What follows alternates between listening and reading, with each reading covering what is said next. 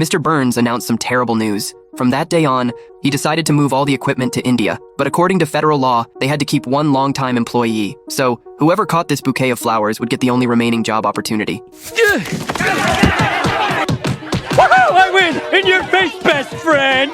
Although Homer kept his job, he was being transferred to India. His family was very reluctant to see him go, but to support the family, he had to go work in India. Attention! India Air Flight 57, now boarding first class, small children and fat guys. That's me! To help Homer kill time on the plane, Marge gave him a book about management. It should be helpful for his future work. Thanks, sweetie. I've never been less angry to receive a book. After 67 hours, the plane finally arrived in India. At that moment, Lisa received a desperate call from her father. A white cow had swallowed his tablet, but the onlookers were all just watching him. Do I have to? Okay, I'll show the cow I adore it. Oh, baby.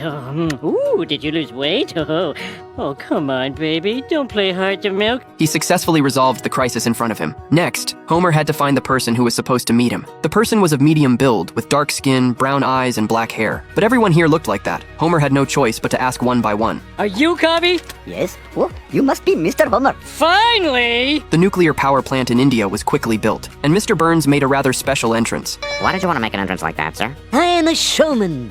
Welcome, new employees of the Bangalore nuclear power plant. Burns said all the energy produced by the plant would be transmitted back to Springfield through cables. You know, Mo, that sign is powered by non-American workers. So what? They drank German-made beer and watched Japanese-made TVs. Well, is there anything in this bar that's made in America? Just this. Oh, God, misfire! At that moment, Burns introduced the new manager. He asked Homer to tell the new employees how to keep the nuclear power plant running properly. But Homer had no idea what to say. Did I say Looking at the crowd whispering below the stage, Homer remembered the book Marge had given him before he left. So he randomly flipped to a page and started reading. Business is like eating breakfast. The yolk of a fried egg is very fragile. The employees below had no clue what Homer was talking about. They just wanted to get back to work quickly, so they gave some half-hearted cheers. Burns was very satisfied. It seemed he had made the right choice putting Homer in charge. Under Homer's management, power output reached 10 times what it used to be. Burns asked him how he had done it. Homer was at a loss for words. He pulled out the book again. If you only eat one pancake, there's more room in your stomach for bacon. Burns thought Homer wanted more freedom to operate, so they decided to leave, giving Homer full authority to manage everything. Now, if you'll excuse me, I'm late for a dinner engagement. I don't want my scooped-out monkey head to get cold. Smithers thought letting Homer have complete power was a bad idea, but Burns had made up his mind. All he wanted now was to drift down the Ganges with his new friends. Those are corpses. You never like my friends. After taking charge, Homer's first move was to invite his buddies over. But it wasn't easy to see Homer. You had to find the right room. One room had a tiger, another had Homer. But when they opened the doors...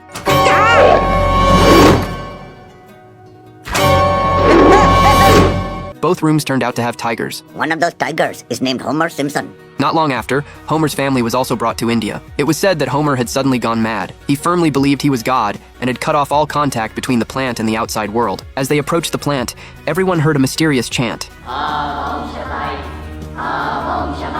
The workers at the dock were all wearing the same uniform as Homer. A giant statue of Homer stood on the shore. The atmosphere was eerily strange. Carrying torches, the group walked into the company hall. They saw Homer dressed in bizarre clothes, while the employees below knelt devoutly. Homer told them to stop, because he wanted to watch the monkey versus elephant fight.